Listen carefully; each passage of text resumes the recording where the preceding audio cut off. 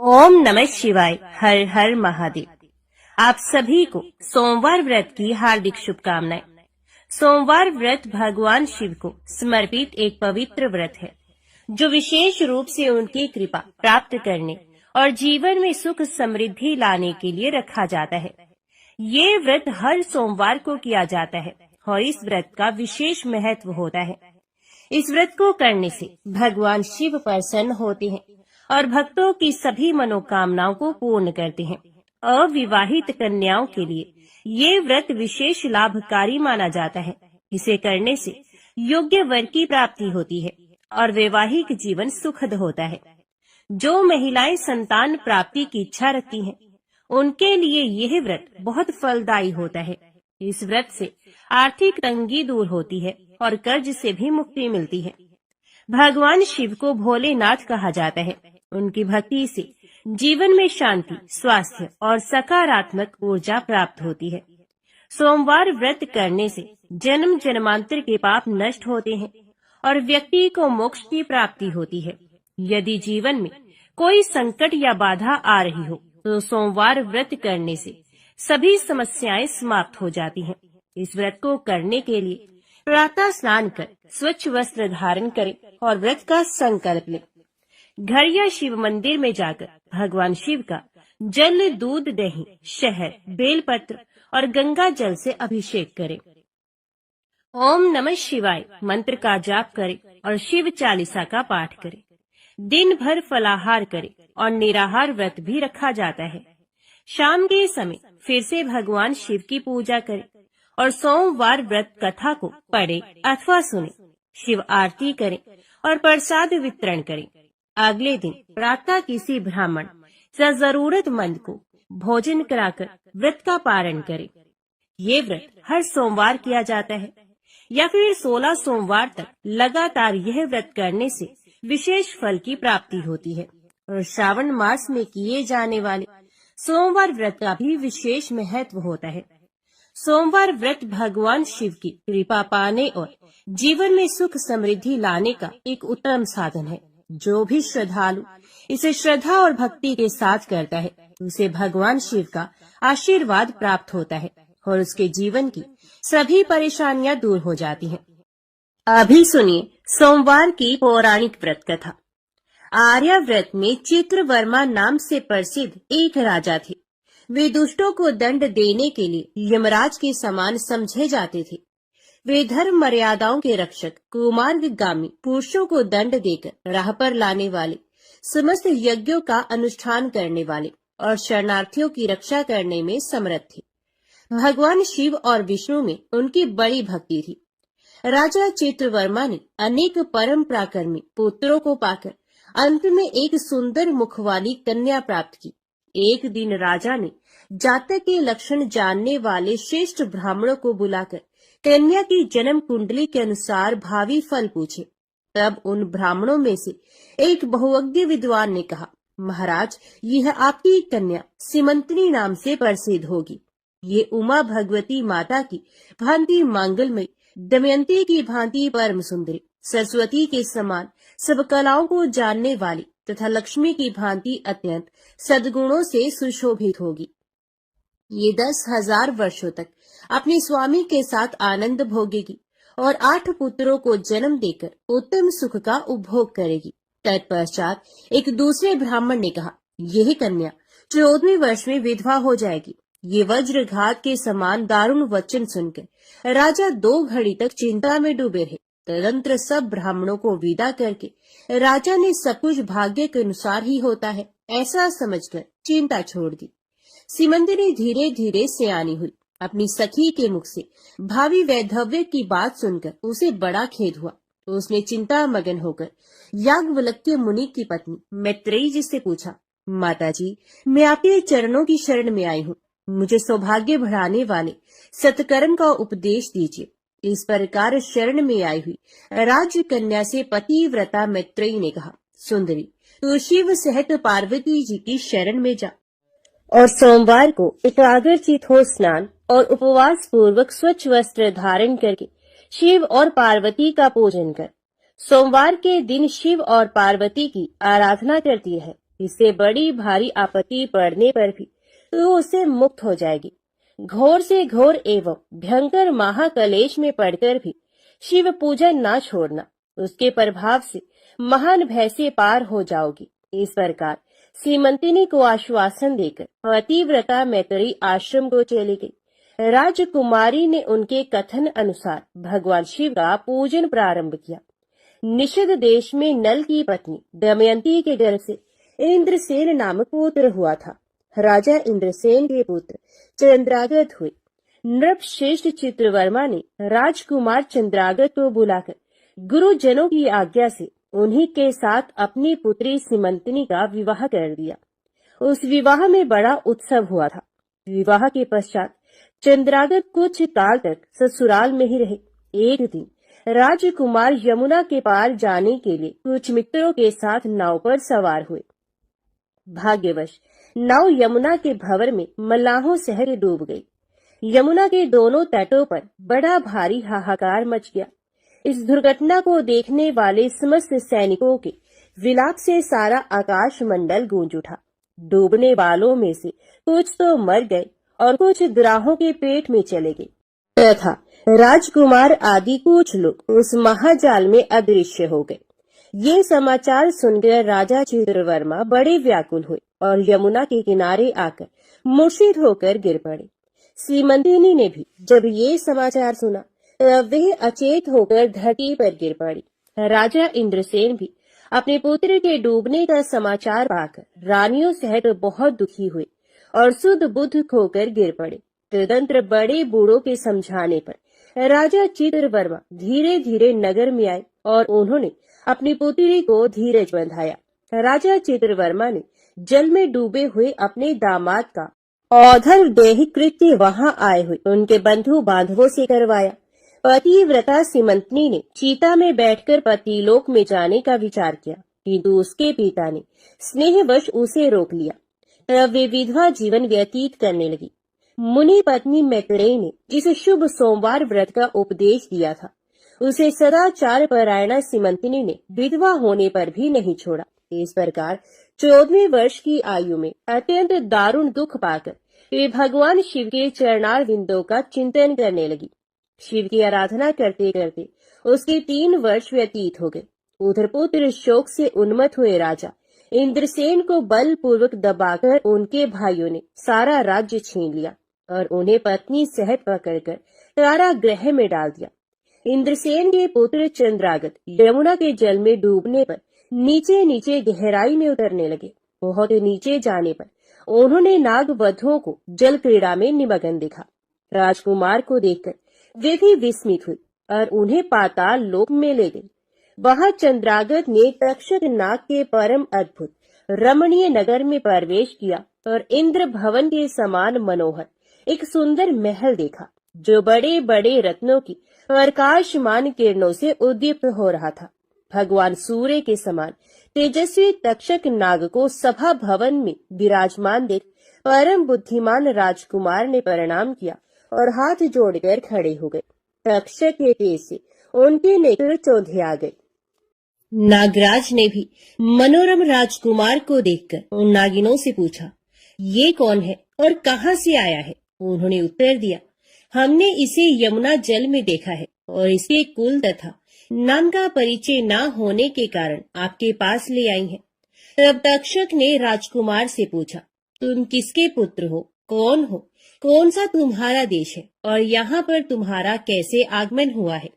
राजपुत्र ने कहा, भूमंडल में निषद नाम से प्रसिद्ध एक देश है। उसके स्वामी राजा नल महायशस्वी हो गए हैं। वे पुण्य श्लोक माने जाते हैं। उनके पुत्र इंद्रसेन हुए और इंद्रसेन का पुत्र मैं हुआ। मेरा नाम चंद्रागत है। मैं अभी नूतन विवाह करके ससुराल में ही टिका था और यमुना जी के जल में विहार करता हुआ दैव की प्रेरणा से डूब गया। ये नाग पत्नियां मुझे आपके पास ले आई हैं। जन्मांतर के उपार्जित पुण्यों के प्रभाव से यहाँ मैंने आपके चरणार विंदों का दर्शन किया है। आज मैं धन्य हूँ। मेरे माता पिता कृतार्थ हो गए, क्योंकि आपने दया करके मेरी ओर देखा और मुझसे वार्तालाप किया है। इस प्रकार अत्यंत मनोहर उदारतापूर्ण वचन सुनकर तक्षक ने कहा, राजकुमार, तुम भय न करो, धैर्य रखो और बताओ, तुम संपूर्ण देवताओं में किसकी पूजा करते हो? राजकुमार ने कहा, जो संपूर्ण देवों में महादेव कहे जाते हैं, उन्हीं विश्वात्मा उमापति भगवान शिव की मैं पूजा करता हूँ, जो विधाता के भी विधाता, कारणों के भी कारण और तेजों में सर्वोत्कृष्ट तेज है। वे भगवान शिव मेरी परम गति है, जो अत्यंत निकट होकर भी पाप से दूषित चित्त वाले पुरुषों के लिए बहुत दूर है, तथा जिनके तेज की कोई सीमा नहीं, जो अग्नि, भूमि, वायु, जल और आकाश में भी स्थित है। ये विश्वात्मा भगवान सदाशिव हम सबके लिए परम पूजनीय है, जो संपूर्ण भूतों के साक्षी, सबकी आत्मा में स्थित रहने वाले परमेश्वर तथा निरंजन है। संपूर्ण संसार जिनकी इच्छा के अधीन है, मैं उन भगवान शिव की पूजा करता हूँ। ज्ञानी पुरुष जिन्हें एक आदि और पुराण पुरुष कहते हैं, गुणों के भेद से जिनमें भिन्नता की प्रतीति होती है, जिन्हें कोई तो क्षेत्रज्ञ, कोई तुरैय और कोई कूटस्थ कहते हैं, ये भगवान शिव मेरे परमाश्रय हैं, जो चैतन्यमय अचिंत्य तत्व है, जिनके तेज का कहीं अंत नहीं। श्रुति के नेति नेति वचनों से तद्भिन्न समस्त वस्तुओं का बाध करके जिनके स्वरूप का निश्चय किया गया है, तथा आत्म ज्ञानी पुरुषों के भी मन और वाणी की वृत्तियां जिनका स्पर्श नहीं कर पाती हैं, वे ही ये भगवान शिव मेरे परम पूजनीय हैं। जिनका प्रसाद पाकर साधु पुरुष अत्यंत उज्जवल इंद्रपद की भी अभिलाषा नहीं रखते, तथा कर्मों की अर्गला और काल चक्र को लांघकर निर्भय होकर विचरते हैं, वे भगवान शिव मेरी परम गति है। जिनकी स्मृति चांडाल की योनि में जन्म पाने वाले मनुष्यों के भी समस्त पाप रूपी रोगों का नाश करती है, तथा जिनका संपूर्ण रूप श्रुतियों के लिए भी ढूंढने योग्य है, उन्हीं भगवान शिव के उद्देश्य से मैं सदैव पूजा करता हूँ। देव नदी गंगा जिनके मस्तक पर स्थान पाकर सुशोभित होती है, भगवती जगदम्बिका जिनके अर्धांग में निवास करती है, तक्षक और वासुकी दोनों नागराज जिनके कानों के कुंडल हैं, वे चंद्रशेखर भगवान शिव मेरे परमाश्रय हैं। जिनके चरण कमल वेदों के शीर्ष स्थानीय उपनिषदों में गौरवान्वित होती है, वेदांत की श्रुति भी जिनके चरणार विंदों का गुणगान करती है, जिनका दिव्य स्वरूप सदा योगियों के हृदय में प्रकाशित होता है, तथा जिनकी सगुण मूर्ति संपूर्ण तत्वों का प्रकाश करने वाली है। गुणमयी सृष्टि पर विजय पाने वाले वे भगवान शंकर मेरे द्वारा पूजित होते हैं। राजकुमार की ये बात सुनकर तक्षक का चित्त प्रसन्न हो गया। उनके हृदय में महादेव जी के प्रति नूतन भक्ति भाव का उदय हो गया और वे उनसे इस प्रकार बोले, राजेंद्र नंदन, तुम्हारा कल्याण हो। मैं तुम पर बहुत प्रसन्न हूँ, क्योंकि तुम बालक होकर भी सर्वोत्कृष्ट परात्पर शिव तत्व को जानते हो। देखो, ये रत्न में लोक है, ये मनोहर नेत्रों वाली युवतियां हैं, ये मनोवांछित कामना पूर्ण करने वाले कल्प वृक्ष है, तथा ये अमृत रूपी जल से भरी हुई बावलियां हैं। यहाँ मृत्यु का दारुण भय नहीं है, बुढ़ापा और रोग से यहाँ किसी को पीड़ा नहीं होती है। तुम इच्छा अनुसार यही रहो और यथा योग्य सुख भोगों का उपभोग करो। नागराज के ऐसा कहने पर राजकुमार हाथ जोड़कर बोले, नागराज, मैंने समय पर विवाह किया है। मेरी पत्नी उत्तम व्रत का पालन करने वाली और शिव पूजा परायणा है, और मैं अपने माता पिता का इकलौता पुत्र हूँ। वे सब लोग इस समय मुझे मरा हुआ मानकर महान शोक से घिर गए होंगे, अतः मुझे किसी प्रकार भी यहाँ अधिक समय तक नहीं ठहरना चाहिए। आप कृपा करके मुझे उसी मनुष्यलोक में पुनः पहुँचा दे। नागराज तक्षक ने कहा, राजकुमार, तुम जब जब मेरी याद करोगे तब तब तुम्हारे सामने प्रकट हो जाऊंगा। ऐसा कहकर उन्होंने राजकुमार को एक सुंदर अश्व भेंट किया, जो इच्छा के अनुसार चलने वाला था। अनेक प्रकार के द्वीपों, समुद्रों और लोकों में उसकी अप्रतिहत गति थी। इसके सिवा उन्हें रत्न में आभूषण, दिव्य वस्त्र एवं दिव्य अलंकार भेंट किए। उनकी सहायता के लिए सारी व्यवस्था करने के पश्चात रक्षक ने जाओ कहकर प्रेम पूर्वक उन्हें विदा किया। चंद्रांगद उस घोड़े पर सवार हो निकले और थोड़ी ही देर में यमुना के जल से बाहर आकर उस दिव्य अश्व पर चढ़े हुए नदी के रमणीय तट पर घूमने लगी। इसी समय पतिव्रता सिमंतनी अपनी सखियों से घिरी हुई वहां स्नान करने के लिए आई। उसने यमुना के तट पर मनुष्य रूपधारी नाग कुमार के साथ भ्रमण करते हुए राजकुमार चंद्रागत को देखा। दिव्य अश्व पर आरूढ़ हुए अपूर्व आकार वाले उन राजकुमार को देखकर वे उन्हीं की ओर दृष्टि लगाए खड़ी हो गई। उसे देखकर चंद्रागत ने भी मन ही मन विचार किया, जान पड़ता है इसे मैंने पहले कभी देखा है। तत्पश्चात वे घोड़े से उतरकर नदी के किनारे आ बैठे और उस सुंदरी को बुलाकर समीप बैठाकर पूछा, तुम कौन हो, किसकी स्त्री और किसकी कन्या हो? सीमंतनी लज्जावश स्वयं कुछ बोल न सकी। तब उसकी सखी ने सब बातें बताई। इसका नाम सीमंतनी है। ये निषेध राज इंद्रसेन की पुत्र वधु, युवराज चंद्रागत की पत्नी और महाराज चित्रवर्मा की पुत्री है। दुर्भाग्यवश इसके पति इस महाजल में डूब गए। इससे वैधव्य का दुख प्राप्त करके यह बाला शोक से सूखती जा रही है। अत्यंत प्रबल शोक में ही इसने 3 वर्ष व्यतीत किए हैं। आज सोमवार है, इसलिए यहाँ यमुना जी के स्नान करने के लिए आई है। इसके ससुर का राज्य भी शत्रुओं ने छीन लिया है, बलपूर्वक उस पर अधिकार जमा लिया है और वे महाराज अपनी पत्नी के साथ उनकी कैद में पड़े हैं। ये सब होने पर भी ये निर्मल अंतकरण वाली सदाचार परायणा राजकुमारी प्रति सोमवार को अत्यंत भक्ति भाव के साथ पार्वती सहित महादेव जी की पूजा करती है। उत्तम व्रत का पालन करने वाली सीमंतनी ने अपनी सखी के मुख से सब बातें कहलवाकर स्वयं ही राजकुमार से पूछा, आप कौन हैं? आपके पार्श्ववर्ती ये दोनों पुरुष कौन है? आपने मेरे वृत्तांत को एक स्नेही की भांति क्यों पूछा है? महाबाहो, मुझे ऐसा जान पड़ता है कि पहले मैंने आपको कहीं देखा है। आप मुझे स्वजन की भांति प्रतीत होते हैं। इतना कहकर राजकुमारी सीमंतनी नेत्रों से आंसू की धारा बहाती हुई बहुत देर तक फूट फूट कर रोती रही और मूर्छित होकर पृथ्वी पर गिर पड़ी। अपनी प्रियतमा के शोक का कारण सुनकर चंद्रागत भी शोक से व्याकुल हो 2 घड़ी तक चुपचाप बैठे रहे। तदंतर सीमंतनी उठकर राजकुमार की ओर बारंबार निहारने लगी। उसने पहले देखे हुए अंग चिन्हों, स्वर आदि लक्षणों, अवस्था के प्रमाण तथा रूप रंग आदि की परीक्षा करके ये निश्चय किया कि ये अवश्य ही मेरे पति हैं, क्योंकि मेरा हृदय प्रेम से अधीर होकर इन्हीं में अनुरक्त हुआ है। परंतु क्या मुझ अभागिनी को अपने मरे हुए पति का दर्शन हो सकता है? ये स्वप्न है या भ्रम? अथवा मुनि पत्नी मैत्रेयी ने जो मुझे ये कहा था कि तुम भारी से भारी विपत्ति में पड़ने पर भी इस व्रत का पालन करती रहना, उसी का तो ये फल नहीं है। एक श्रेष्ठ ब्राह्मण ने मेरा 10,000 वर्षों का सौभाग्य बतलाया था। उन ब्राह्मण देवता का ये वचन अवश्य सत्य होगा, ये ईश्वर के बिना कौन जान सकता है। इधर प्रतिदिन मुझे मंगल सूचक शुभ शगुन दिखाई देते हैं। पार्वती देवी के प्राणनाथ भगवान शिव के प्रसन्न होने पर देहधारियों के लिए कौन सी वस्तु दुर्लभ हो सकती है। इस प्रकार भांति भांति से विचार करके उसका संदेह दूर हुआ।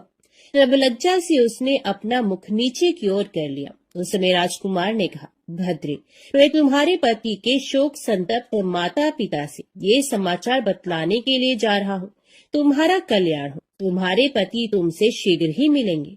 यूं कहकर राजकुमार घोड़े पर सवार हुए और अपने दोनों सहायकों के साथ शीघ्र ही अपने राज्य में पहुंचे। वहां नागोद्यान के समीप स्थित होकर उन्होंने नागराज के पुत्र को राज सिंहासन पर अधिकार जमाए बैठे हुए बंधुओं के समीप भेजा।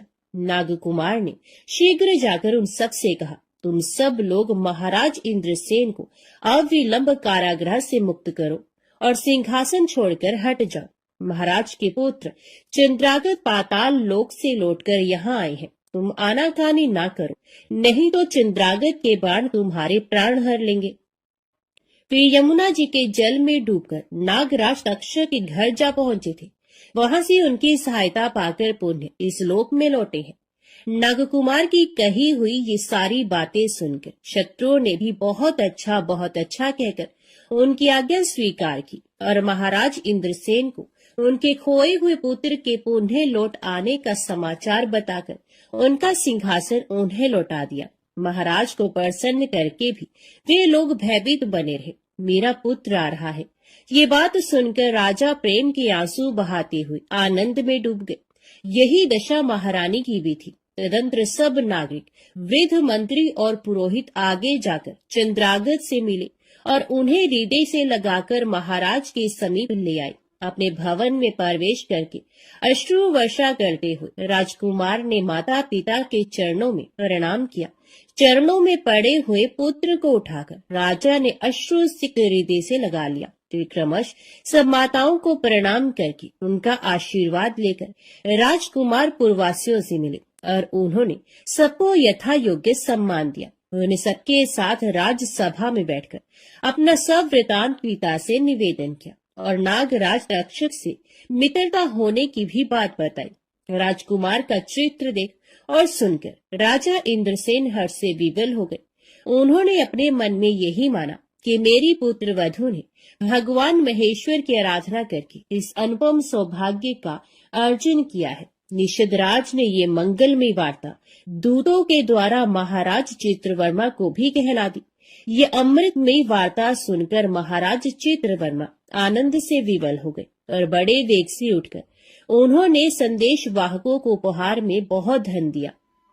फिर अपनी पुत्री को बुलवाकर उन्होंने उससे वैधव्य के चिन्हों का परित्याग करवाया और उसे नाना प्रकार के आभूषणों से विभूषित किया। तत्पश्चात समूचे राष्ट्र के गांव और नगर आदि में बड़ा भारी उत्सव हुआ और सब लोगों ने राजकुमारी सीमंतिनी के सदाचार की बड़ी प्रशंसा की। चित्रवर्मा ने इंद्रसेन के पुत्र चंद्रागत को बुलाकर सीमंतिनी को उनके साथ विदा कर दिया। चंद्रागत ने तक्षक के घर से लाए हुए रत्न आदि आभूषणों के द्वारा, जो मानव मात्र के लिए अत्यंत दुर्लभ है, अपनी पत्नी को अलंकृत किया। तपे हुए स्वर्ण के समान सुशोभित 40 कोस तक जाने वाली सुगंध से युक्त दिव्य अंगराग से सीमंतिनी की बड़ी शोभा हो रही थी। कमल के केसर के समान रंग वाले कल्प वृक्ष के पुष्पों से बनी हुई और कभी ना कुम्हलाने वाली माला भी सती सीमंतिनी की शोभा बढ़ा रही थी। इस प्रकार शुभ मुहूर्त में अपनी पत्नी को साथ लेकर श्वशुर की आज्ञा से चंद्रागत उन्हें अपनी नगरी में आए। महाराज इंद्रसेन ने अपने पुत्र को राज सिंहासन पर बिठाकर तपस्या द्वारा भगवान शिव की आराधना करके योगी पुरुषों को उपलब्ध होने वाली उत्तम गति प्राप्त की। राजा चंद्रागत ने अपनी धर्म पत्नी सीमंतिनी के साथ 10,000 वर्षों तक नाना प्रकार के विषयों का उपभोग किया। उन्होंने 8 पुत्रों और 1 कन्या को जन्म दिया। सीमंतिनी प्रतिदिन भगवान महेश्वर की पूजा करती हुई अपने स्वामी के साथ सुख पूर्वक रहने लगी। उसने सोमवार व्रत के प्रभाव से अपना खोया हुआ सौभाग्य प्राप्त कर लिया। ओम नमः शिवाय। हर हर महादेव। अभी सुनिए 16 सोमवार की व्रत कथा। एक बार भगवान शिव जी पार्वती जी के साथ भ्रमण करते हुए मृत्यु लोक की अमरावती नगरी में पहुंचे। उस नगर के राजा ने भगवान शिव का एक विशाल मंदिर बनवा रखा था। शिव और पार्वती उस मंदिर में रहने लगे। एक दिन पार्वती ने भगवान शिव से कहा कि हे प्राणनाथ, आज मेरी चौसर खेलने की इच्छा हो रही है। पार्वती की इच्छा जानकर शिव पार्वती के साथ चौसर खेलने बैठ गए। खेल प्रारंभ होते ही उस मंदिर का पुजारी वहां आ गया। माता पार्वती जी ने पुजारी जी से पूछा कि हे पुजारी जी, ये बताइए कि इस बाजी में किसकी जीत होगी। तो ब्राह्मण ने कहा कि महादेव जी की, परंतु चौसर में शिव जी की पराजय हुई और माता पार्वती जी की जीत हुई। तो ब्राह्मण को उन्होंने झूठ बोलने के अपराध में कोढ़ी होने का श्राप दिया। शिव और पार्वती उस मंदिर से कैलाश पर्वत पर लौट गए। पार्वती जी के श्राप के कारण पुजारी कोढ़ी हो गया। नगर के स्त्री पुरुष उस पुजारी की परछाई से भी दूर दूर रहने लगे। कुछ लोगों ने राजा से पुजारी के कोढ़ी हो जाने की शिकायत की, तो राजा ने किसी पाप के कारण पुजारी के कोढ़ी हो जाने का विचार कर उस मंदिर से निकलवा दिया। उसकी जगह दूसरे ब्राह्मण को पुजारी बना दिया गया। कोढ़ी पुजारी मंदिर के बाहर बैठकर भिक्षा मांगने लगा। कई दिनों के पश्चात स्वर्गलोक की कुछ अप्सराएं उस मंदिर में पधारी और उसे देखकर अप्सराओं ने कारण पूछा। पुजारी ने उन्हें भगवान शिव और पार्वती जी के चौसर खेलने और पार्वती जी के शाप देने की सारी कहानी कह सुनाई। तब अप्सराओं ने पुजारी से 16 सोमवार का विधिवत व्रत रखने को कहा। पुजारी द्वारा पूजन विधि पूछने पर अप्सराओं ने कहा, सोमवार के दिन सूर्य उदय से पहले उठकर स्नान आदि से निवृत्त होकर स्वच्छ वस्त्र पहनकर आधा सेर गेहूं का आटा लेकर उसके 3 अंग बनाना, फिर घी का दीपक जलाकर गुड़ नैवेद्य बेलपत्र चंदन अक्षत फूल जनेऊ का जोड़ा लेकर प्रदोष काल में भगवान शिव की पूजा अर्चना करना। पूजा के बाद 3 अंगों में एक अंग भगवान शिव को अर्पण करके एक आप ग्रहण करना। शेष 2 अंगों को भगवान का प्रसाद मानकर वहां उपस्थित स्त्री पुरुषों और बच्चों को बांट देना। इस तरह व्रत करते हुए जब 16 सोमवार बीत जाए तो 17वें सोमवार को 1 पाव आटे की बाटी बनाकर उसमें घी और गुड़ मिलाकर चूरमा बनाना, फिर भगवान शिव को भोग लगाकर वहां उपस्थित स्त्री पुरुष और बच्चों को प्रसाद बांट देना। इस तरह 16 सोमवार व्रत करने और व्रत कथा को सुनने से भगवान शिव तुम्हारे कोढ़ को नष्ट करके तुम्हारी सभी मनोकामनाएं पूरी कर देंगे। इतना कहकर अप्सराएं स्वर्गलोक को चली गई। पुजारी ने अप्सराओं के कथन अनुसार 16 सोमवार का विधिवत व्रत किया। फलस्वरूप भगवान शिव की अनुकंपा से उसका कोढ़ नष्ट हो गया। राजा ने उसे फिर मंदिर का पुजारी बना दिया और वह मंदिर में भगवान शिव की पूजा करता आनंद से जीवन व्यतीत करने लगा। कुछ दिनों के बाद पुनः पृथ्वी का भ्रमण करते हुए भगवान शिव और पार्वती उस मंदिर में पधारे। स्वस्थ पुजारी को देखकर पार्वती ने आश्चर्य से उसके रोग मुक्त होने का कारण पूछा, तो पुजारी ने उन्हें 16 सोमवार व्रत करने की सारी कथा कह सुनाई। पार्वती जी भी व्रत की बात सुनकर बहुत प्रसन्न हुई और उन्होंने पुजारी से उसकी विधि पूछकर स्वयं 16 सोमवार का व्रत प्रारंभ किया। पार्वती जी उन दिनों अपने पुत्र कार्तिकेय के नाराज होकर दूर चले जाने से बहुत चिंतित रहती थी। वे कार्तिकेय को लौटा लाने के अनेक उपाय कर चुकी थी, लेकिन कार्तिकेय लौटकर उनके पास नहीं आ रहे थे। 16 सोमवार का व्रत करते हुए पार्वती ने भगवान शिव से कार्तिकेय के लौटने की मनोकामना की। व्रत समापन के तीसरे दिन सचमुच कार्तिकेय वापस लौट आए। कार्तिकेय ने अपने हृदय परिवर्तन के संबंध में पार्वती जी से पूछा, हे माता, आपने ऐसा कौन सा उपाय किया था जिससे मेरा क्रोध नष्ट हो गया और मैं वापस लौट आया? तब पार्वती जी ने कार्तिकेय को 16 सोमवार के व्रत की कथा कह सुनाई। कार्तिकेय अपने एक ब्राह्मण मित्र ब्रह्मदत्त के परदेश चले जाने से बहुत दुखी थे। उसको वापस लौटाने के लिए कार्तिकेय ने 16 सोमवार का व्रत करते हुए ब्रह्मदत्त के वापस लौट आने की कामना प्रकट की। व्रत के समापन के कुछ दिनों के बाद मित्र लौट आया। ब्राह्मण ने कार्तिकेय से कहा, प्रिय मित्र, तुमने ऐसा कौन सा उपाय किया जिससे परदेश में मेरे विचार एकदम परिवर्तित हो गए और मैं तुम्हारा स्मरण करते हुए लौट आया? कार्तिकेय ने अपने मित्र को भी 16 सोमवार के व्रत की कथा विधि सुनाई। ब्राह्मण मित्र व्रत के बारे में सुनकर बहुत खुश हुआ और उसने भी व्रत किया। 16 सोमवार व्रत का समापन करने के बाद ब्रह्मदत्त विदेश यात्रा पर निकला। वह नगर के राजा हर्षवर्धन की बेटी राजकुमारी गुंजन का स्वयंवर हो रहा था।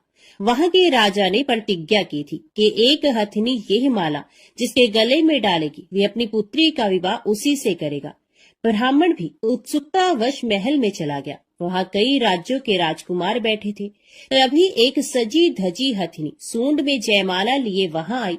हथिनी ने ब्राह्मण के गले में जयमाला डाल दी। फलस्वरूप राजकुमारी का विवाह ब्राह्मण से हो गया।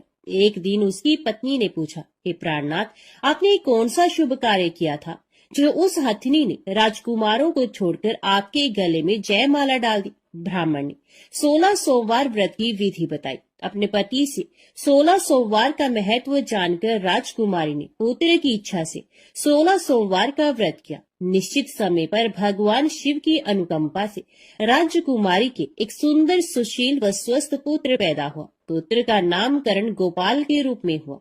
बड़ा होने पर पुत्र गोपाल ने भी माँ से एक दिन प्रश्न किया कि मैंने तुम्हारे ही घर में जन्म लिया, इसका क्या कारण है? माता गुंजन ने पुत्र को 16 सोमवार व्रत की जानकारी दी। व्रत का महत्व जानकर गोपाल ने भी व्रत करने का संकल्प किया। गोपाल जब 16 वर्ष का हुआ तो उसने राज्य पाने की इच्छा से 16 सोमवार का विधिवत व्रत किया। व्रत समापन के बाद गोपाल घूमने के लिए समीप के नगर में गया।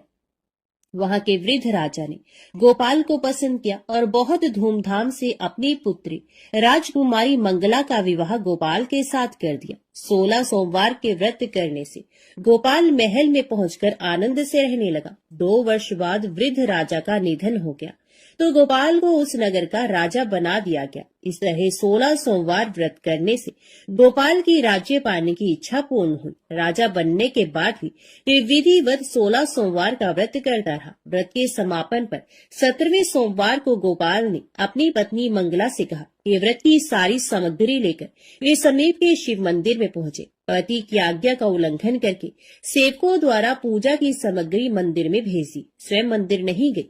जब राजा ने भगवान शिव की पूजा पूरी की तो आकाशवाणी हुई, हे राजन, तेरी रानी ने 16 सोमवार व्रत का अनादर किया है, सो रानी को महल से निकाल दे, नहीं तो तेरा सब वैभव नष्ट हो जाएगा। आकाशवाणी सुनकर उसने तुरंत महल में पहुंचकर अपने सैनिकों को आदेश दिया कि रानी को दूर किसी नगर में छोड़ाओ। सैनिकों ने राजा की आज्ञा का पालन करते हुए उसे तत्काल घर से निकाल दिया। रानी भूखी प्यासी उस नगर में भटकने लगी। रानी को उस नगर में एक बुढ़िया मिली। ये बुढ़िया सूत काट कर बाजार बेचने जा रही थी, लेकिन इस बुढ़िया से सूत उठ नहीं रहा था। बुढ़िया ने रानी से कहा, बेटी, यदि तू मेरा सूत उठाकर बाजार तक पहुंचा दो और सूत बेचने में मेरी मदद करो तो मैं तुम्हें धन दूंगी।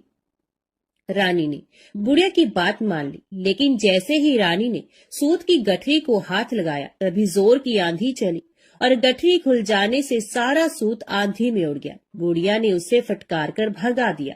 रानी चलते चलते नगर में एक तेली के घर पहुंची। उस तेली ने तरस खाकर रानी को घर में रहने के लिए कह दिया, लेकिन तभी भगवान शिव के प्रकोप से तेली के तेल से भरे मटके एक एक करके फूटने लगे। तेली ने भी भगा दिया। भूख प्यास से व्याकुल रानी वहां से आगे गई और चल पड़ी। रानी ने एक नदी पर जल पीकर अपनी प्यास शांत करनी चाही तो नदी का जल उसके स्पर्श से सूख गया। अपने भाग्य को कोसती हुई रानी आगे चल दी। चलते चलते रानी एक जंगल में पहुंची। उस जंगल में एक तालाब था, उसमें निर्मल जल भरा हुआ था। निर्मल जल देखकर रानी की प्यास तेज हो गई, जल पीने लगी। रानी ने तालाब की सीढ़ियां उतरकर जैसे ही जल को स्पर्श किया तभी उस जल में असंख्य कीड़े उत्पन्न हो गए। रानी ने दुखी होकर उस गंदे जल को पीकर अपनी प्यास शांत की। रानी ने एक पेड़ की छाया में बैठकर कुछ देर आराम करना चाहा तो उस पेड़ के पत्ते पल भर में सूखकर बिखर गए। रानी दूसरे पेड़ के नीचे जाकर बैठी। जिस पेड़ के नीचे बैठती वही सूख जाता। वन और सरोवर की ये दशा देखकर वहां के गवाले बहुत हैरान हुए।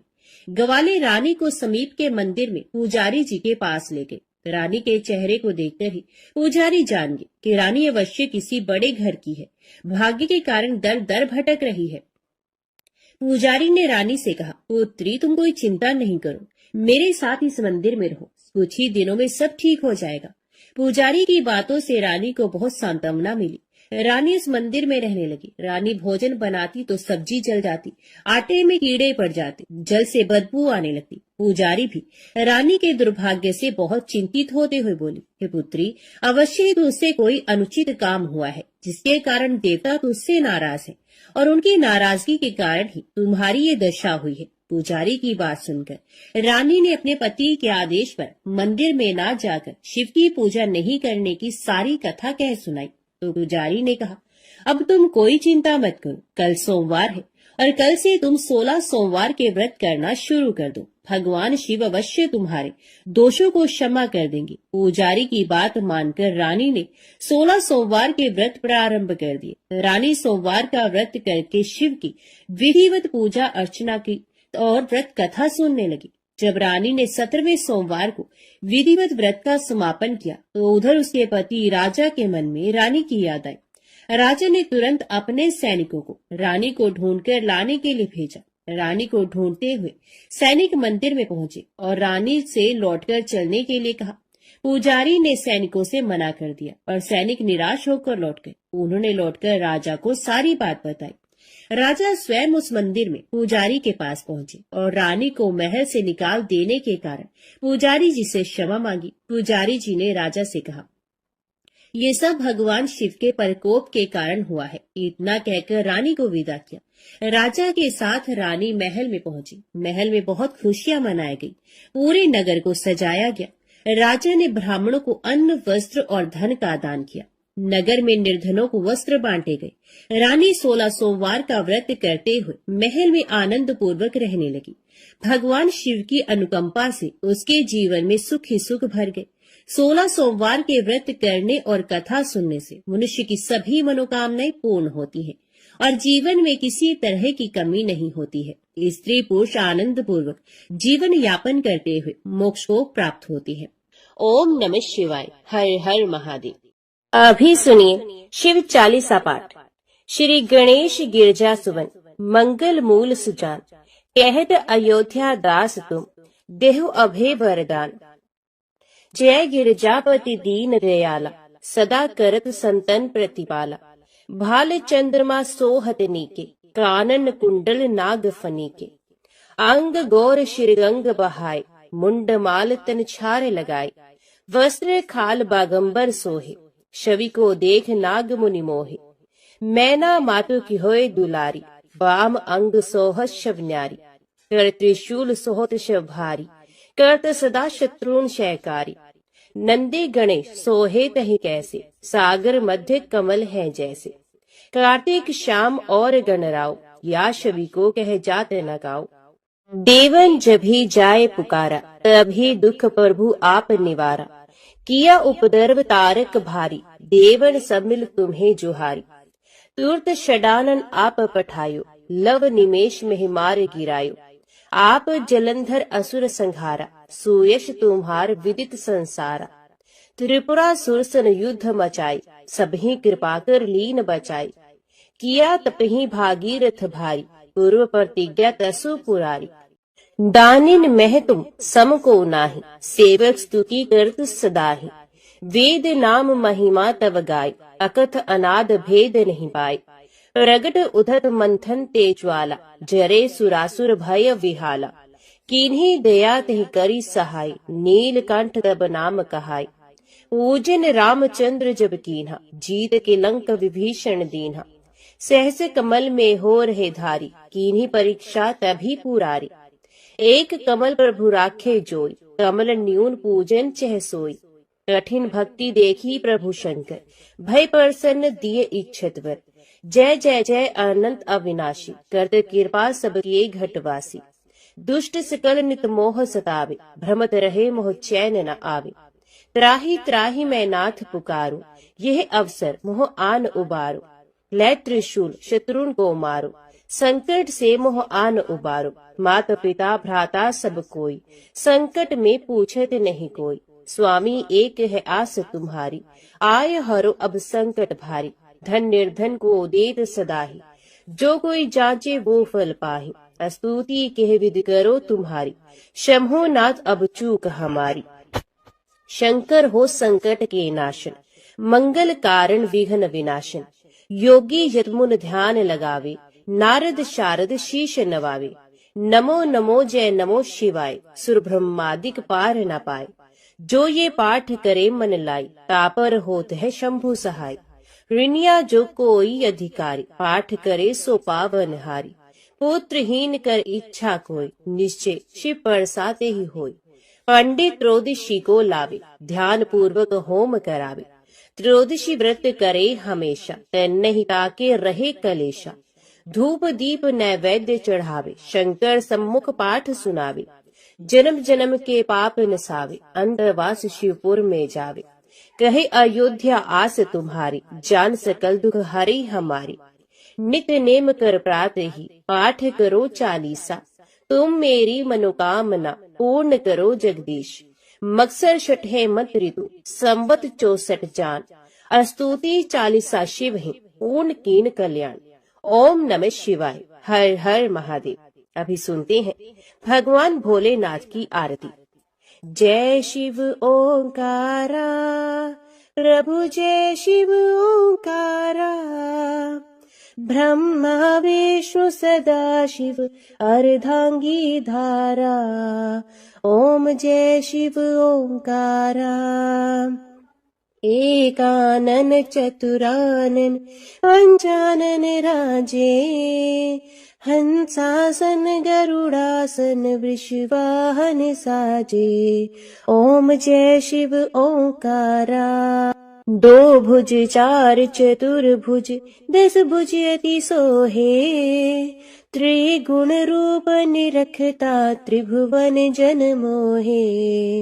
ओम जय शिव ओंकारा। अक्षमाला बनमाला रुंडमाला धारी, चंदन मृग मद सोहे भाले शशिधारी। ओम जय शिव ओंकारा। श्वेतांबर पीतांबर बाघांबर हंगे, सनकादिक गरुणादिक भूतादिक संगे। ओम जय शिव ओंकारा। कर के मध्य कमंडलू चक्र त्रिशूल धरता, जग करता जग भरता जग संहार करता। ओम जय शिव ओंकारा। ब्रह्मा विष्णु सदाशिव जानते अविवेका, प्रणवाक्षर मध्य ये तीनों एका। ओम जय शिव ओंकारा। काशी में विश्वनाथ विराजते नंदी ब्रह्मचारी, नित उठ भोग लगावत महिमा अति भारी। ओम जय शिव ओंकारा। त्रिगुण शिव जी की आरती जो कोई नर गावे, कहत शिवानंद स्वामी मन वांछित फल पावे। ओम जय शिव ओंकारा। ओम जय शिव ओंकारा। स्वामी हरि शिव ओंकारा। ब्रह्मा विष्णु सदाशिव अर्धांगी धारा। ओम जय शिव ओंकारा। ओम नमः शिवाय। हर हर महादेव।